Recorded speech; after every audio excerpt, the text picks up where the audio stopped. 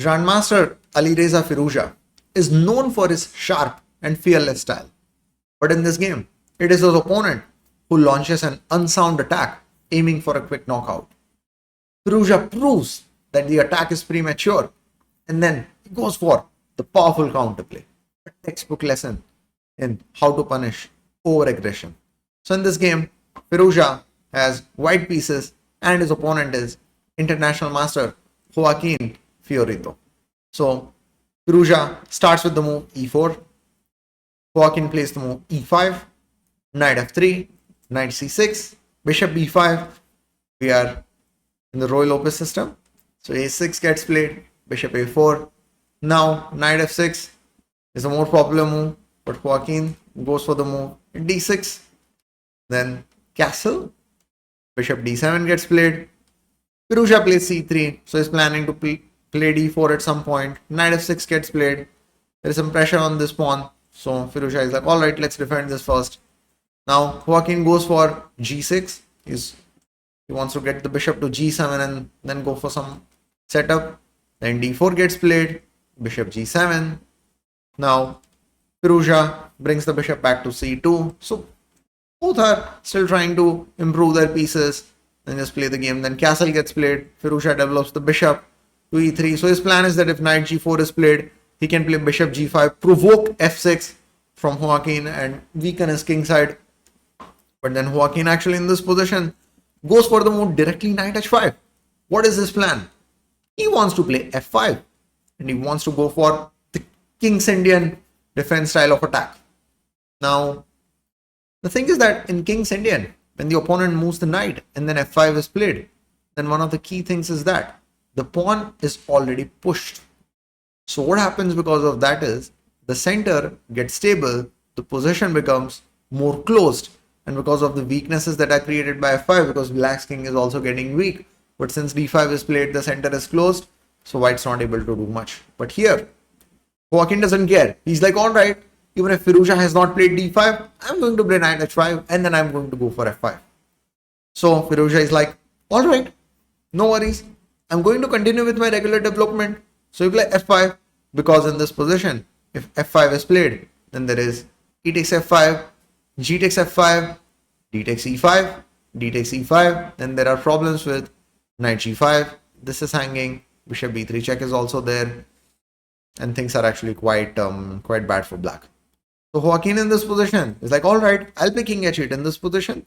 So at least when f5 is played, that bishop b3 or some other type of ideas won't come with a check. Then Firouzja is like, all right, no worries. I don't think, since my pawn is on d4, the center is not closed, I don't think your f5 idea is going to be successful. You want to go for it? No worries. I'll play a4. I'm going to gain some space on the queen side. Now, Joaquin plays queen e8. So what's the plan? He defends this knight. So after f5, e takes f5, g takes f5, there might not be some tricks where knight takes e5 and then queen takes h5 would be played. He's like, all right, my queen is defending the knight. Firouzja is not worried. He's like, I'm going to play a5. You want to go for attack? Go for it. So Firouzja is basically enticing Joaquin to go for f5. And then Joaquin is like, all right, challenge accepted. And now how Firouzja handles this is quite good. So he first of all goes for the move d takes e5. He's like, I'm not going to close the center. I'm going to keep it open. Now the point is that if d takes e5 or something is played, then in some lines there can be ideas of bishop c5 as well, and it won't be that easy for black to deal with it. So d takes e5, and then there won't be f4 also because bishop c5 would be there. There will be b4, there will be bishop b3, there will be knight c4, queen side activity will be tremendous. And how this a4, a5 has turned out to be useful, because now when the bishop will get to c5 at some point, that b6 won't be there. When the knight will get to c4, that b5 won't be there. There will be en-passant. That pawn on a5 is actually, so Firouzja recognize that when that king side track will start, he will not need to create activity on the queen side. So he started to gain space. So at that point of time, you would be thinking that, wait, what is Firouzja doing by going for this move? But he was actually anticipating that f5 would come and he would need to create activity on the queen side. So he was preparing himself for that by gaining the space there. By the way, if you like learning from these type of examples, then you can check chessneurons.com. It is different from most platforms because every puzzle, video, and course is handpicked and explained by me, a grandmaster. So instead of computer generated tactics or scattered tips, you get structured, instructive content that really builds your chess understanding over time. So let's go ahead. So in this position, Joaquin decides to play f4. He's like, all right, I'll play f4 and then gain space on the king side, then go for those g5 type of ideas, maybe bring the queen over here and then try to go for attack.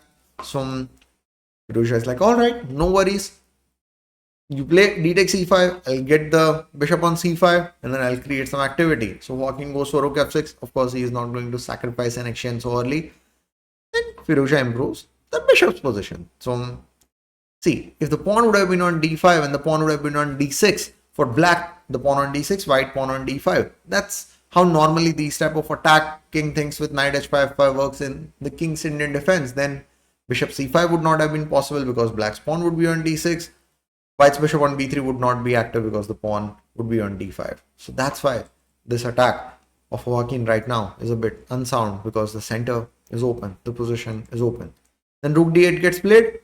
So Firouzja centralizes the bishop with bishop d5 move. Then Joaquin is like, all right, g5, I'm going to attack. I want to play g4. I want to play g3. I want to go for maybe queen g6, maybe rook h6. So you can play queen b3 and take my pawn or take another pawn, that's fine, but I'll aim at your king. But then, and also Joaquin is like, he's inviting, you take that pawn, that's fine. I'll get the semi-open g file and then I'll create activity. Firouzja is like, challenge accepted. So he takes the pawn. He's greedy, but he has seen more. So in this position, now Joaquin plays the move queen g3. So trying to do something over here.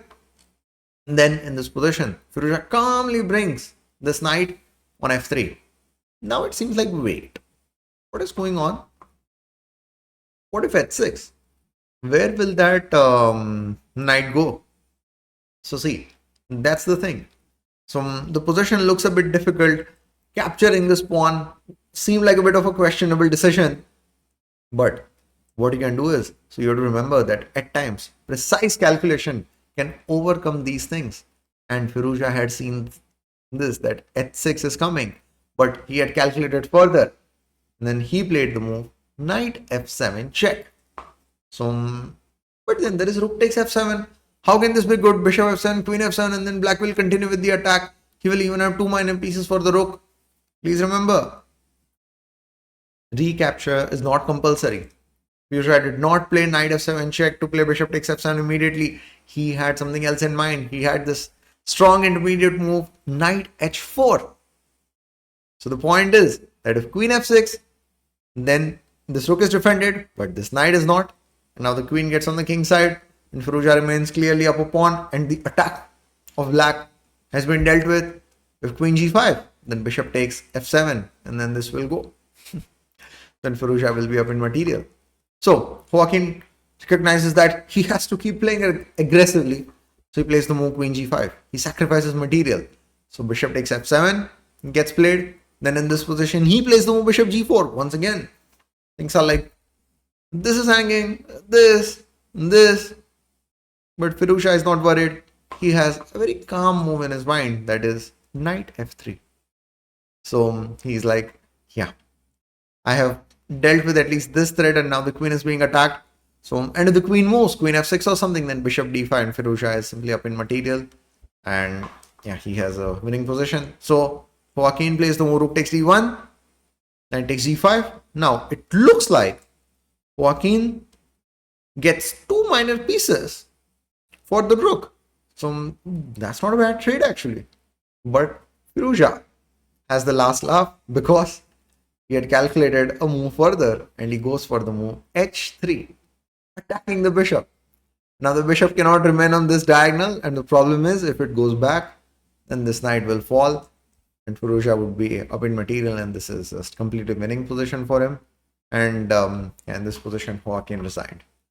So an extremely instructive game about when your opponent goes for that unsound attack, then how can you try to create activity on the other side of the board, and how can you weaponize calculation and then break some principles, but then outcalculate your opponent and then win the game. Thanks everyone for watching the video, and I'll see you in the next one.